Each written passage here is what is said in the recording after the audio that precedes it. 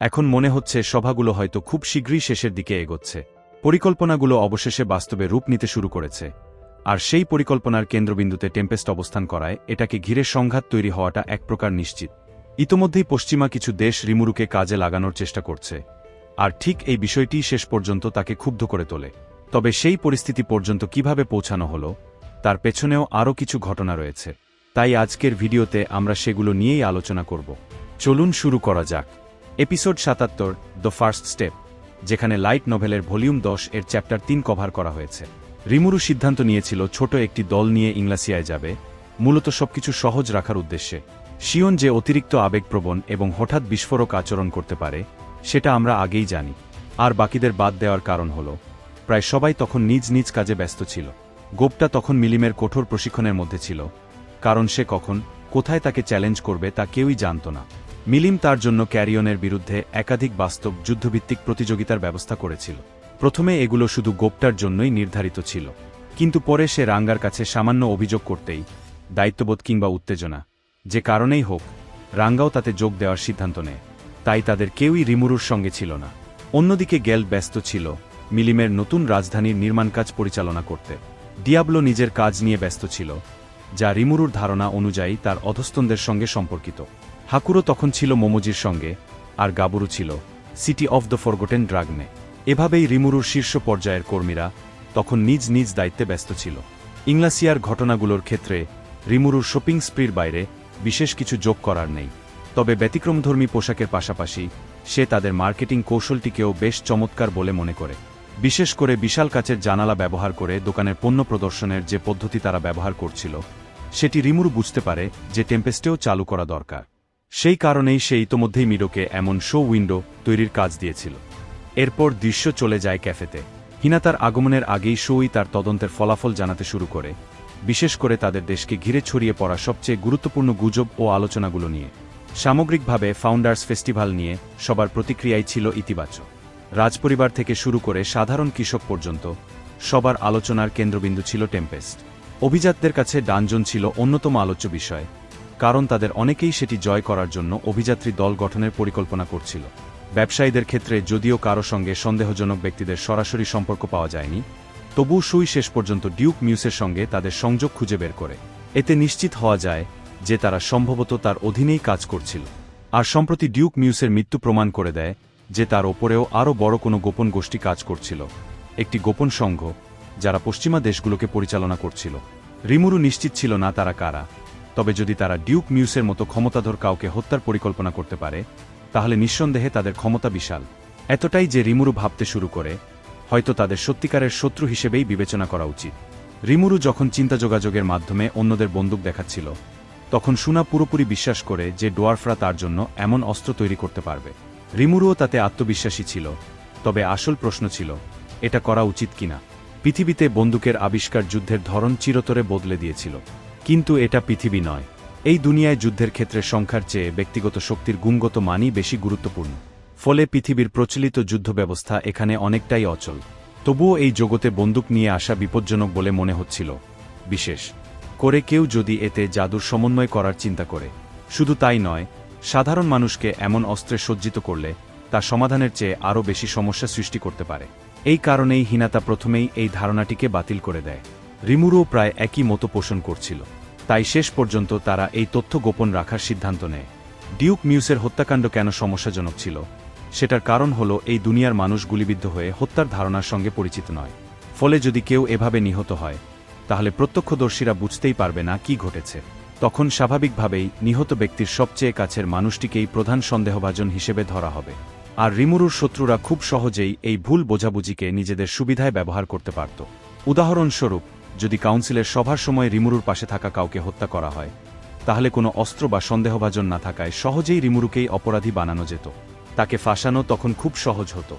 আসলেই এটা কোনো ফাঁদ ছিল কি না তা বলা কঠিন, তবে রাফায়েল যখন এটাকে সম্ভাব্য বিপদ হিসেবে দেখাচ্ছিল, তখন সতর্ক থাকাই ছিল সবচেয়ে ভালো সিদ্ধান্ত।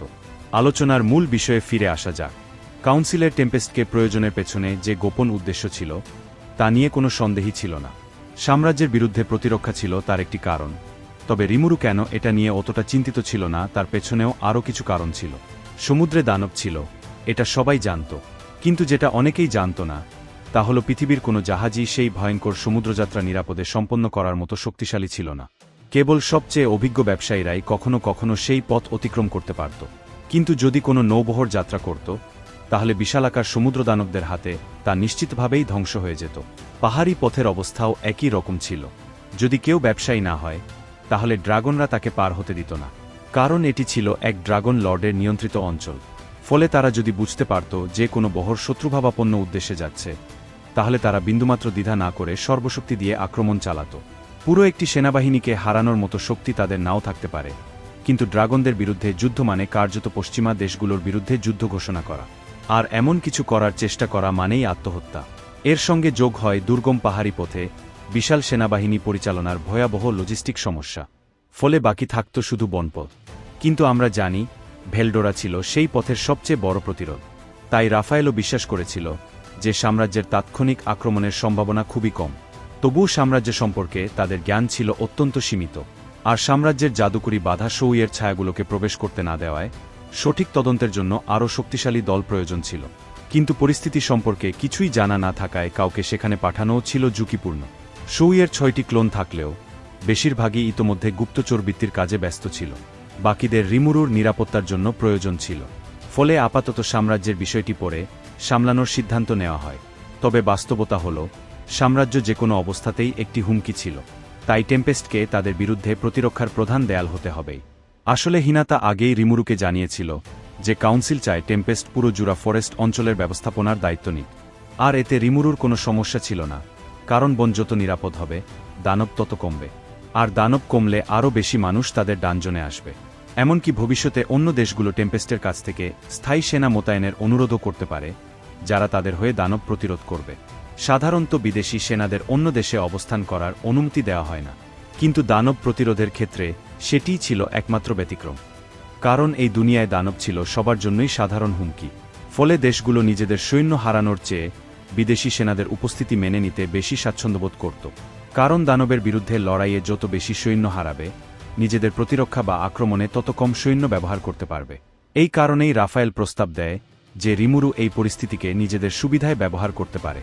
টেম্পেস্টের সৈন্যদের বিভিন্ন দেশে মোতায়েন করার মাধ্যমে তারা দেশগুলোর ওপর এক ধরনের প্রভাব ও দায়বদ্ধতা তৈরি করতে পারবে। তাদের বাহিনী যত বেশি ছড়িয়ে পড়বে তত সহজে তারা সামরিক কর্তৃত্ব বিস্তার করতে পারবে। আর সবচেয়ে বড় সুবিধা হল এই মোতায়েনগুলোকে শান্তিকালীন পদক্ষেপ হিসেবেই গ্রহণ করা হবে। ফলে অন্য দেশগুলো ভাবলেও যে তারা রিমুরুকে ব্যবহার করছে, বাস্তবে পরিস্থিতি ছিল সম্পূর্ণ উল্টো। সঠিকভাবে পরিচালনা করতে পারলে টেম্পেস্ট অজান্তেই নিজেদের প্রভাব বিস্তার করতে পারবে। এরপর কফি শপের আলোচনা শেষ হয় এবং দৃশ্য চলে যায় কাউন্সিলের সভাকক্ষে। রিমুরু এতটা বোকা ছিল না যে নিরস্ত্র অবস্থায় সেখানে যাবে। তাই অস্ত্র বহন নিষিদ্ধ থাকা সত্ত্বেও সে নিজের স্টোমাক স্কিল ব্যবহার করে গোপনে অস্ত্র নিয়ে আসে। হিনাতা আগেই তাকে পুরো পরিস্থিতি সম্পর্কে জানিয়ে দিয়েছিল, তাই সেগুলো ব্যবহারের সম্ভাবনা খুবই কম ছিল। রিমুরুর মনে হয়েছিল তাকে শুধু কয়েকজন কাউন্সিলরের ব্যাপারে সতর্ক থাকতে হবে, যারা তাকে ব্যবহার করার পরিকল্পনা করছিল। আর ঠিক সেটাই ঘটে। তাদের এত সাহসী আচরণের কারণ ছিল এই যে তাদের দেশগুলো দীর্ঘদিন ধরে শান্তিপূর্ণ পরিবেশে বসবাস করছিল। সীমান্তবর্তী দেশগুলো যেখানে প্রতিনিয়ত দানবের হুমকি সামলাচ্ছিল, সেখানে ভেতরের দেশগুলো সেই নিরাপত্তার সুবিধা নিয়েই নিজেদের সমৃদ্ধ করেছিল।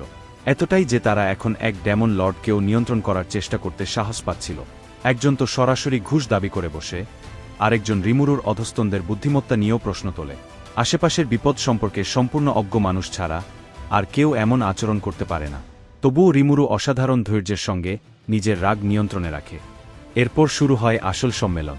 3টি মূল দাবির প্রতিটির পেছনের প্রসঙ্গ আরও পরিষ্কারভাবে ব্যাখ্যা করতে গেলে আন্তর্জাতিক আইন মেনে চলার বিষয়টি কেবল টেম্পেস্টের বাইরের কার্যকলাপের ক্ষেত্রেই প্রযোজ্য ছিল। যদি কোনো ব্যবসায়ী টেম্পেস্টের ভেতরে ব্যবসা করতে আসে, তাহলে তাকে টেম্পেস্টের নিজস্ব অভ্যন্তরীণ আইন মেনেই চলতে হবে।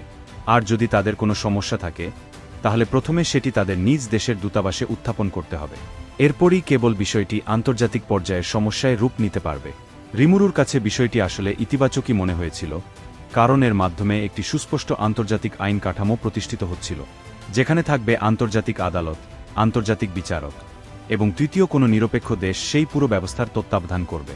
একমাত্র সমস্যা ছিল টেম্পেস্টকেও নিজেদের জন্য একটি পূর্ণাঙ্গ আইন ব্যবস্থা তৈরি করতে হবে। তবে রিমুরু নিশ্চিত ছিল রাফায়েল খুব সহজেই সেই কাজ সামলে নিতে পারবে। দ্বিতীয় দাবি ছিল তাদের অর্থনীতিতে প্রবেশাধিকার দেওয়ার ব্যাপারে।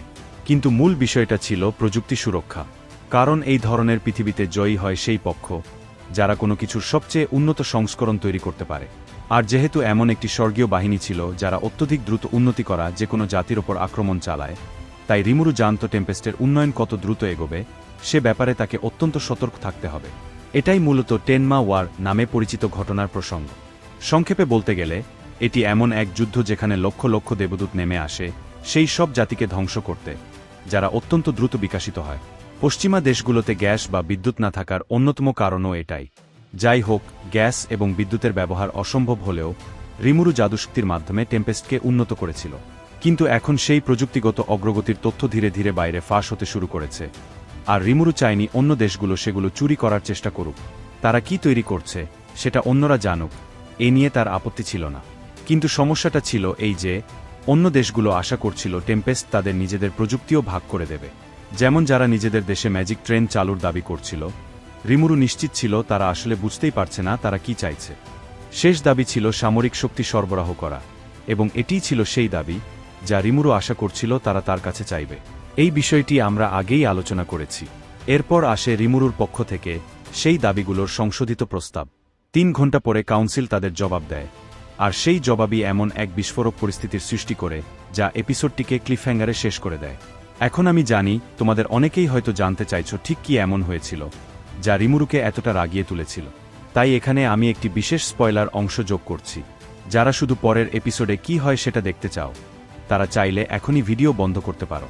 যাই হোক, কাউন্সিলের দাবিগুলো ছিল সম্পূর্ণ অগ্রহণযোগ্য। প্রথম দাবি ছিল ইংলাসিয়ার সঙ্গে সরাসরি একটি ম্যাজিক ট্রেন লাইন নির্মাণ করা, আর তার পুরো নির্মাণ কাজ এবং খরচ বহন করবে টেম্পেস্ট। দ্বিতীয় দাবি ছিল উচ্চমানের অস্ত্র ও বর্ম সরবরাহ করা, পাশাপাশি পশ্চিমা দেশগুলোর সামরিক শক্তি বৃদ্ধি করতে টেম্পেস্টকে সহায়তা করতে হবে।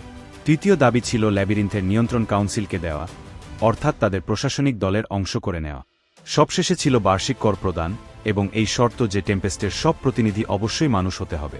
এমন আরও অনেক দাবি ছিল, কিন্তু রিমুরু এতদূর পর্যন্ত পরেই থেমে যায়। তাই নিশ্চয়ই তোমরা এখন বুঝতে পারছো কেন রিমুরু এতটা ক্ষুব্ধ হয়ে উঠেছিল। এরপর কি ঘটবে সেটা নিঃসন্দেহে দারুণ উত্তেজনাপূর্ণ হতে যাচ্ছে। তাই আমার মনে হচ্ছে আপাতত সভাগুলোর সমাপ্তি ঘটতে চলেছে। যাই হোক, আমি ব্যক্তিগতভাবে পরের এপিসোডের জন্য ভীষণ আগ্রহ নিয়ে অপেক্ষা করছি। তো আশা করি এই এপিসোড সম্পর্কে আরও জানার বিষয়গুলো তোমাদের ভালো লেগেছে। যদি ভালো লেগে থাকে তাহলে অবশ্যই একটি লাইক এবং কমেন্ট করে জানিও।